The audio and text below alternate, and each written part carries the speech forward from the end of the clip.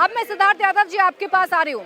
राजनीति हो रही है, ये कह रहे हैं बार बार, चाहे तौसीफ जी हो चाहे स्वयं प्रकाश पुरोहित हो, सीधा कह रहे हैं कि आप लोग सीबीआई, अब केस सीबीआई के पास है ना, क्यों नहीं सीबीआई जल्द से जल्द खुलासा कर रही है इस मामले का? देखिए प्राची जी, अभी मैं तौसीफ जी को सुन रहा था और तौसीफ जी ने कहा कि ममता बनर्जी जो है वो जो प्रदर्शनकारी डॉक्टर्स हैं उनके साथ खड़ी हैं। ये बात जाकर के तौसीफ जी अपनी पुलिस, कोलकाता पुलिस को क्यों नहीं बता देते? कोलकाता पुलिस तो चुन चुन के जो लोग प्रोटेस्ट में उनके घरों पे नोटिस भेज रही है, रात को उनके घरों में जा रही है, डॉक्टर्स को धमकाने का काम कर रही है।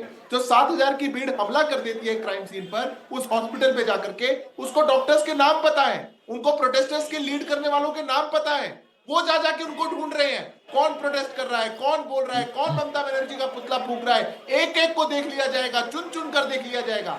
जब ऐसा इंस्टीट्यूशनल कवरअप किसी केस को लेकर के किया जा रहा हो और उसके खिलाफ समाज के सभी वर्गों से आवाज उठाई जा रही हो, अगर आप उसको राजनीति का नाम देते हैं तो मैं मानता हूं इससे शर्मनाक कुछ हो नहीं सकता। यह शर्मनाक है।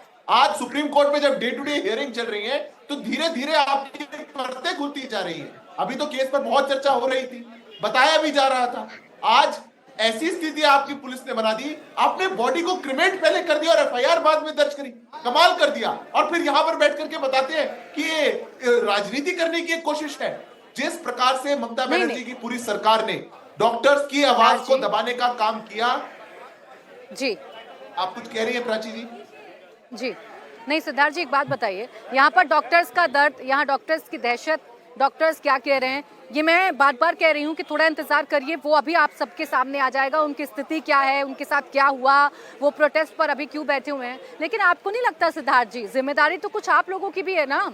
माना आप यहाँ विपक्ष में हैं, केंद्र में आपकी सरकार है ना, धरने पर बैठने से क्या इन डॉक्टर्स के अंदर पैदा हुई दहशत कम हो जाएगी?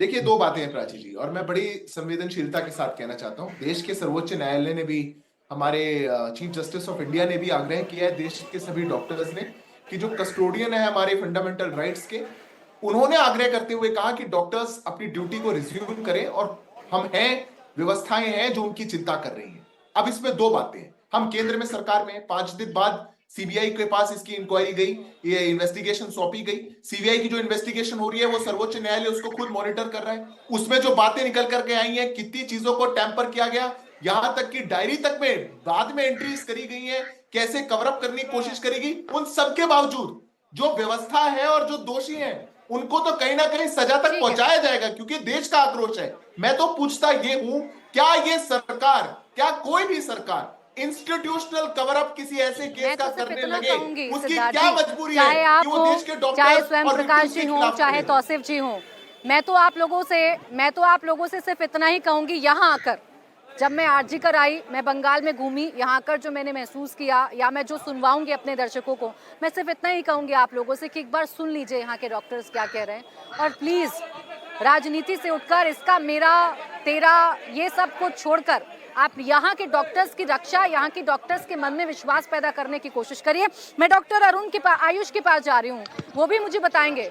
डॉक्टर आयुष, ये जो बात चल रही है, चाहे बीजेपी हो चाहे टीएमसी हो या कोई भी नेता हो, क्या आपको सेटिस्फैक्शन दे पा रहे हैं ये लोग? क्या आपके मन में जो एक डर था, जो दहशत है यहाँ हुए हमले के बाद, वो खत्म हो पा रही है? प्राची जी बिल्कुल नहीं। आप देखिए, अगर आप पॉलिटिकल पैनलिस्ट को एक ऐसे सेंसिटिव टॉपिक पे अगर आप लाते हैं, तो बीजेपी वाले आरजी कर करते हैं, टीएमसी वाले बदलापुर करते हैं, उन्नाव करते हैं, हाथरस करते हैं। ये आरोप प्रति आरोप आखिर कब तक चलेगा? आप देखिए, हमें इंसाफ चाहिए, हम इंसाफ के लिए लड़ रहे हैं, ये आरोप प्रति आरोप करने के लिए नहीं।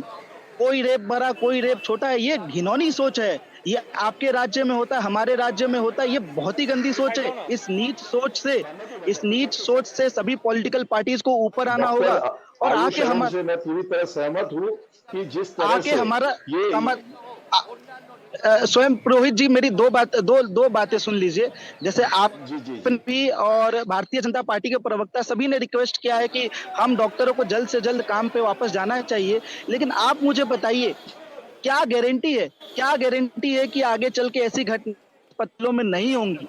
क्या गारंटी है कि हमें प्रोटेक्शन मिलेगी? ये सवाल मेरा आपसे भी है, ये सवाल मेरा भारतीय जनता पार्टी के प्रवक्ता से भी है। आपसे इसलिए क्योंकि जिस प्रकार से देखिए, जिस प्रकार से इस पूरे केस में शुरुआत से ही कवर अप करने की कोशिश की गई, पहले इसे सुसाइड का नाम दिया गया, फिर उसके बाद में एफआईआर लॉन्च करने में डिले की गई, फिर उसके बाद में जिस हिसाब से शांतिपूर्वक प्रदर्शन कर रहे थे जो डॉक्टर, उनको अटैक किया गया, हजारों की मॉब ने आके अटैक किया।